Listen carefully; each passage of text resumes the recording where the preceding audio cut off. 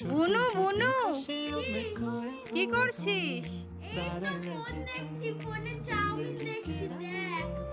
Chowmein কেন দেখছিস? হ্যাঁ বল। ঠিক আছে বুনু, বানিয়ে দেবো। চল তাহলে বুনু বানিয়ে ফেলি চাউমিন।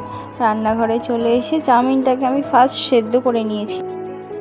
তারপর আমি কেটে নিয়েছি আলু, পেঁয়াজ, আদা রসুন, বাদাম, টমেটো, লঙ্কা আর দুটো ডিম।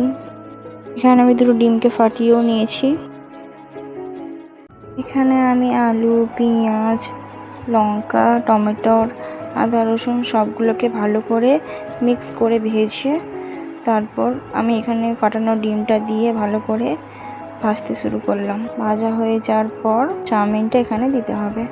আগে ভালো করে ডিমটাকে মিশিয়ে নিয়ে ভাজতে হবে।